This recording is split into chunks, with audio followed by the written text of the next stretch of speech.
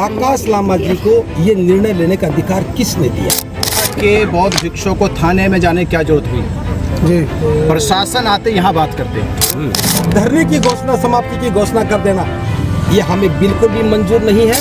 बौद्ध भिक्षुओं के साथ छल करने के लिए, उन्हें भूखा मारने के लिए आकाश लामा ने भूख हड़ताल नहीं करी। मैं चीवरधारी हूँ, इस धरने को जिंदा रखने की कोशिश कर रहा हूँ। तो आकाश लामा ने अपना असली चेहरा दिखा दिया और बिक करके बता दिया कि वो धरना नहीं चलाना चाहते। हम जब ये दिल्ली गए तो बड़ी खुशी मना रहे थे, 2 दिन में खुशखबरी आने वाली है। कौन सी खुशखबरी आने वाली थी? क्या आपने बताया खुशखबरी कौन सी है? किससे आपकी बात हुई है? किसने आपको कहा कि खुशखबरी मिलने वाली है? ये किसने कहा आपको? और आप यहाँ ढिंडोरा पीट रहे खुशखबरी आने वाली है। जब दिल्ली खुद ही अपने अकाउंट को सीज करवा दिया ताकि कोई हिसाब की बात ना करे, इन्होंने यहाँ लोगों को गुमराह करना शुरू कर दिया कि विनाचार्य बनते करुणाशील राहुल आंदोलन तोड़ना चाहते हैं। इन्होंने 3 काम करना शुरू कर दिए। इग्नोर करना शुरू कर दिया, इंसल्ट करना शुरू कर दिया और हमारे खिलाफ लोगों को भड़काना शुरू कर दिया। ये हम यहाँ पद और प्रतिष्ठा के लिए नहीं आए, हम अपनी आहुति देने के लिए आए थे। आज से 2 साल पहले आकाश लामा प्रज्ञाशील ने सदस्य बनने का ज्ञापन दिया। लामा जी के द्वारा लिए गए इस निर्णय का हम विरोध करते हैं और अस्वीकार करते हैं। नमस्कार, जय भीम साथियों, दैनिक दस्तक पर आपका स्वागत है। मैं हूं आपका होस्ट जीपी गौतम।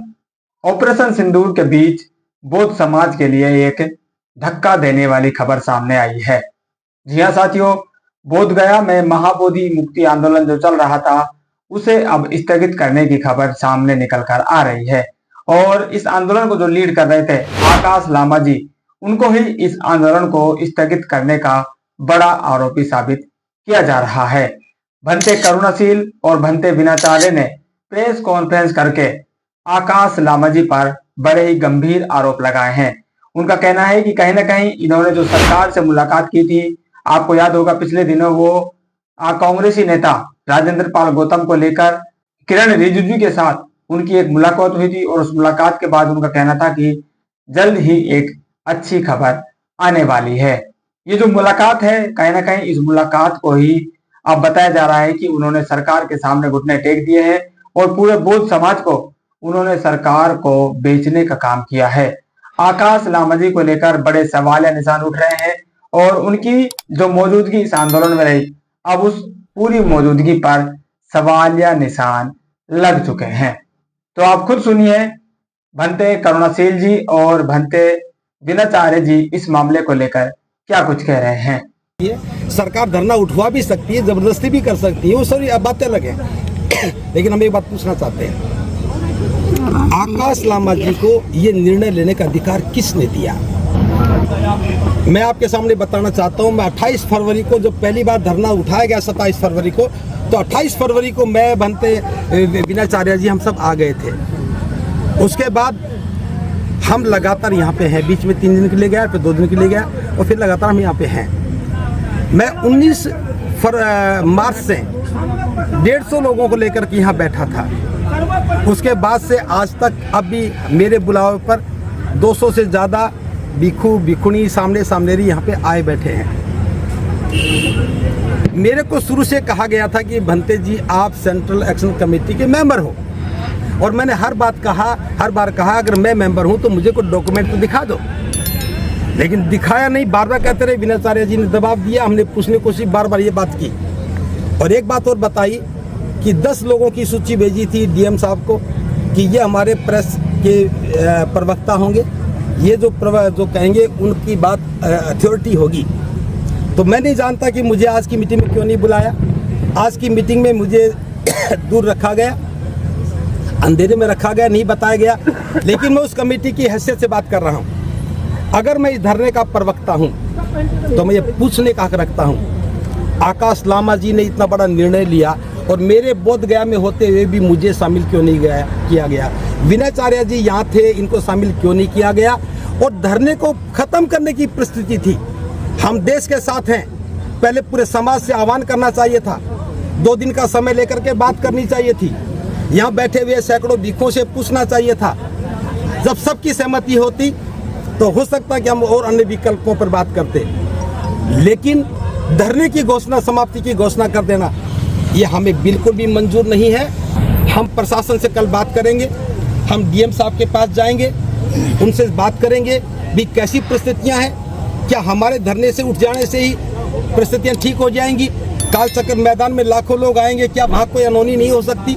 हालांकि हम हर परिस्थिति में सरकार के साथ मतलब प्रशासन के साथ सहयोग करने के लिए तैयार हैं, क्योंकि बुद्ध पूर्णिमा के उत्सव पर किसी प्रकार का कोई भी अनहोनी नहीं घटना नहीं घटनी चाहिए। हम इस बात के लिए प्रशासन के साथ हैं, लेकिन एक तरफा निर्णय नहीं होना चाहिए। प्रशासन बीएमटीसी को तो अनुमति दे दे करने की और हमें ना दे, ये गलत है और गलत है। दूसरी बात, आज मैं आप सबके माध्यम से ये बताना चाहता हूँ, मैं पिछले 1 महीने से या किसी प्रेस कॉन्फ्रेंस का हिस्सा नहीं बना, क्योंकि लामा जी की बदनीयती हमें दूर करती थी। और जो कुछ बिकाऊ मीडिया, जिसका मैं आज नाम नहीं ले रहा हूँ, समय आने पर बता दूंगा, बिकाऊ मीडिया ने हमारे खिलाफ भी प्रचार किया। भंते प्रज्ञाशील बार बार कहते हैं कुछ चीवरधारी आंदोलन को तोड़ने की कोशिश कर रहे हैं, लेकिन आज हम बता रहे हैं मैं चीवरधारी हूँ, इस धरने को जिंदा रखने की कोशिश कर रहा हूँ। ये आरोप किसी पर ना लगे, धरना कमजोर ना हो जाए। मैं 2 दिन पहले धरने से बाहर चला गया था और मैंने कह दिया था कि मैं बुद्ध पूर्णिमा तक यहाँ नहीं आऊँगा, क्योंकि मेरे रहने से हो सकता है कि धरने को कोई नुकसान हो जाए। विनयचार्य जी भी इसी बात पे सहमत थे कि हमारी मौजूदगी में धरने पे कोई ऐसी बात नहीं होनी चाहिए। हम धरने के हित में चुप थे, क्योंकि लाखों लोग आ रहे हैं। विनयचार्य जी की जिम्मेदारी थी उनके लिए खाने की व्यवस्था करते, हमारी जिम्मेदारी थी उनके सोने की व्यवस्था करते। हम इस मैदान में और बड़ा टेंट लगा करके आने वाले लोगों के लिए सोने की, खाने की, रहने की व्यवस्था करना चाह रहे थे। यहाँ हमने 2000 ईंटें डलवाई, यहाँ टेंट का सामान डलवाया, हलवाई हमने बुक किया, लेकिन जब उन्होंने देखा कि इनकी सीमाओं से बाहर जाकर के ये काम बड़ा हो रहा है, तो फिर प्रशासन से जाकर के मिल करके और चुपचाप इस धरने को खत्म करने का षड्यंत्र किया है। अगर कोई परिस्थिति थी, जब हम शुरू में धरना उजड़ा तो हम धरने को स्थायी करने के लिए यहाँ आए, जब दोबारा धरना कमजोर हुआ तो ताकत देने के लिए हम आए। और लेकिन जब आज धरना ताकतवर बन रहा था, पूरे देश का बोध गया में आकर के महाबोधि महाविहार के आंदोलन को मजबूती देने का काम कर रहा था, तो आकाश लामा ने अपना असली चेहरा दिखा दिया और बिक करके बता दिया कि वो धरना नहीं चलाना चाहते। हम एक बात भी कहते हैं, आकाश लामा जी की, भंते प्रज्ञाशील की कोई मजबूरी हो सकती है, वो धरना छोड़ सकते थे, हम उनसे मना नहीं कर रहे, वो छुट्टी लेके जा सकते थे, कुछ दिन के लिए यहाँ से विश्राम कर सकते थे। देश के सभी बुद्धिजीवियों को बुला करके, भिक्षुओं को बुला करके, सामाजिक संगठनों को बुला करके, एक केंद्रीय कार्यकारिणी बना करके, संघर्ष समिति बना करके, एक नेतृत्व, एक कमेटी को सौंप सकते थे, हम उसका सम्मान करते। लेकिन एक प्राइवेट लिमिटेड कंपनी की तरह से इस धरने का संचालन करके और हमें गुमराह करने का काम किया। खुद ही अपने अकाउंट को सीज करवा दिया ताकि कोई हिसाब की बात ना करे। मैं आज भी कहता हूँ मैं हिसाब की बात नहीं कर रहा हूँ, लेकिन धरना खत्म करने का फैसला करके समाज के साथ धोखा किया है, गद्दारी की है। बहुत उम्मीदें पाल रखी है समाज ने कि पहली बार आंदोलन असफल हुआ, अब दोबारा हादसा नहीं होना चाहिए। और हम इस बात के लिए प्रतिबद्ध थे कि किसी भी सूरत में आंदोलन को बिकने नहीं देंगे। हम यहाँ पद और प्रतिष्ठा के लिए नहीं आए, हम अपनी आहुति देने के लिए आए थे।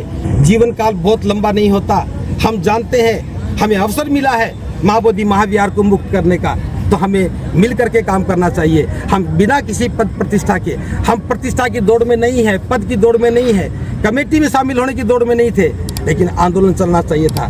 तो आज मैं घोषणा कर रहा हूँ, अपनी तरफ से घोषणा कर रहा हूँ, विनयचार्य जी के सहयोग से घोषणा कर रहा हूँ, हमारे साथ बहुत बड़ा बिहार भिक्षु संघ खड़ा है, उसकी तरफ से घोषणा कर रहा हूँ। लामा जी के द्वारा लिए गए इस निर्णय का हम विरोध करते हैं और अस्वीकार करते हैं। दीपांकर भंते जी ने, सुमेधो भंते जी ने गया प्रशासन पर आरोप लगाए हैं कि आज जो मीटिंग हुई है उसके अंदर गया प्रशासन की ओर से बैठे अधिकारियों का जो व्यवहार था वो बौद्धों के, गुरुओं के, बौद्ध भंतों के लिए आपत्तिजनक था। उन्होंने उनको डराने की कोशिश की, ऐसा उन्होंने अपने बयान में कहा है। मैं पहले तो ये कहूँगा कि बौद्ध भिक्षुओं को थाने में जाने की क्या जरूरत हुई जी। प्रशासन आते यहाँ बात करते हैं, थाने में बौद्ध भिक्षु गए क्यों? और बौद्ध भिक्षुओं के बाद 4 लोग गए, ये किसी को नहीं पता जी। मैं आपको हकीकत बता दूं ये सारी की सारी षड्यंत्र, ये सारी साजिश क्यों हुई? बीटीएमसी के पास आज से 2 साल पहले आकाश लामन और प्रज्ञाशील ने सदस्य बनने का ज्ञापन दिया। जब इनका ज्ञापन स्वीकार नहीं किया गया तो इनके मन में एक खुरापात पैदा हुई कि बीटीएमसी को डराया जाए, प्रशासन को डराया जाए, और डायरेक्ट ये भूख हड़ताल पे जाके बैठ गई। दुनिया में कभी सीधा भूख हड़ताल पे कोई नहीं बैठता। डराने के लिए, बौद्ध भिक्षुओं के साथ छल करने के लिए, उन्हें भूखा मारने के लिए आकाश लामन भूख हड़ताल नहीं करी। जो नेता उसने भूख हड़ताल नहीं करी, बौद्ध भिक्षुओं से भूख हड़ताल करवाई। और जब भूख हड़ताल हुई, आंदोलन वहां से जब 17 दिन में उठा, किसने उठवाया? प्रशासन ने नहीं उठवाया। ये आकाश लामा की चाल थी कि वहां से आंदोलन उठे, क्योंकि इनकी बात होने लगी थी। ये बात का सिलसिला जारी होता रहा। और अभी 10 दिन पहले जब ये दिल्ली गए तो बड़ी खुशी मना रहे थे। 2 दिन में खुशखबरी आने वाली है। कौन सी खुशखबरी आने वाली थी? क्या आपने बताया खुशखबरी कौन सी है? किससे आपकी बात हुई है? किसने आपको कहा कि खुशखबरी मिलने वाली है? ये किसने कहा आपको?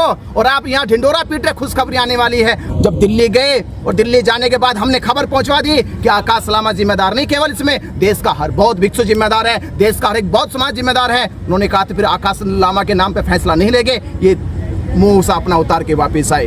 अब इनके पास चांस क्या था कि इनकी वहाँ की जो सेटिंग है वो तो हुई नहीं, अब ये पैसों की सेटिंग करे।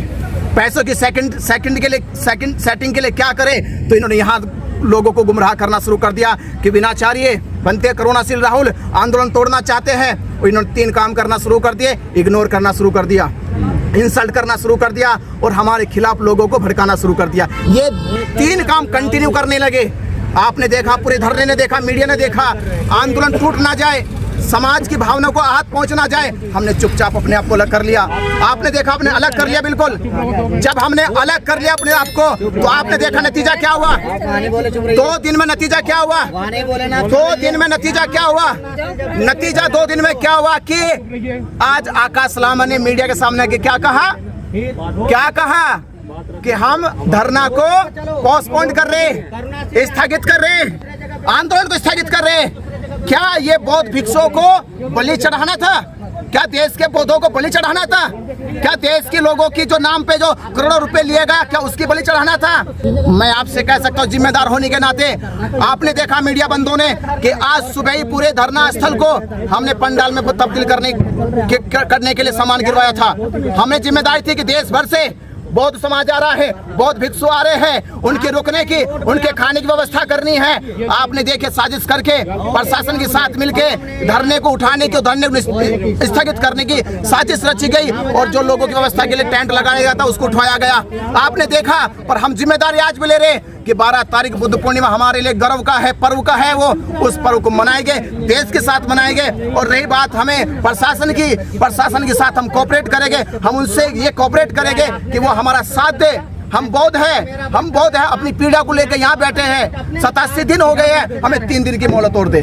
प्रशासन से कहेंगे, हम डीएम साहब से कल मिलने जा रहे हैं, हम 3 दिन की मोहलत मांगते हैं और 3 दिन की जिम्मेदारी हम लेते, लिखित जिम्मेदारी लेंगे कि कोई भी हानि नुकसान होता हम जिम्मेदार है उसके। अगर बौद्ध समाज कोई नुकसान करता है, किसी संपत्ति को नुकसान पहुंचाता है, किसी पर आपत्ति का भाषण देता है, कोई भड़काऊ भाषण देता है, उसकी जिम्मेदारी हम लेंगे, हमारा बौद्ध समाज की जिम्मेदारी लेंगे। पर हम 3 दिन की मोहलत मांगेंगे प्रशासन से, हमें बुद्ध पूर्णिमा शांति से मनाने दीजिए। ये बौद्धों की आस्था का और उनके विश्वास का तो पर्व हैगा, ये शांति से मन जाए। 13 तारीख को प्रशासन जैसा चाहेगा हम देश हित में करेंगे। वो चाहेगा कि धरना स्थगित हो, स्थगित तो नहीं होगा, पर हम चाहेंगे कि हमारा आंदोलन, हमारा धरना एक प्रतीकात्मक चलता रहे। चाहे 5 की संख्या में बैठा रहे, हम टेंट हटा देंगे पर 5 लोग हमारे बैठे रहेंगे कि हमारी आस्था है, हमारा विश्वास है। ये करोड़ों बुद्धिस्टों ने ये जो विश्वास पैदा करा है कि इस बार हम लोग बीटी एक्ट रद्द करा के जाएंगे, महाबोधि महाविहार मुक्त करा के जाएंगे, तो करा के जाएंगे, हर कीमत पर करा के जाएंगे। प्रशासन हम पर ज्यादा दबाव ना बनाए, हम पे हमारे साथ भी हमारा सहयोग करे कि हम प्रशासन का सहयोग करें। हम प्रशासन के साथ हैं, देश के साथ है, देश की सुरक्षा के साथ है, ये जिम्मेदारी हम लेते हैं। और मीडिया के बंदों से कहूंगा, देश के बौद्धों से कहूंगा कि आप पिछली बार आपके साथ दगा हुई, इस बार मैंने कई बार कहा था कि विनाचार्य बनते करुणाशील राहुल अगर साथ देते हैं तो सांस तक देते हैं, सांस निकल जाएगी, साथ नहीं छोड़ेंगे। तो ये आज मैं वादा करो पूरे बौद्ध समाज से, बौद्ध भिक्षुओं से, जो साथ दिया है वो सांस निकलने तक देंगे। हम यहाँ से नहीं हटेंगे जब तक बीटी एक्ट रद्द नहीं हो जाएगा।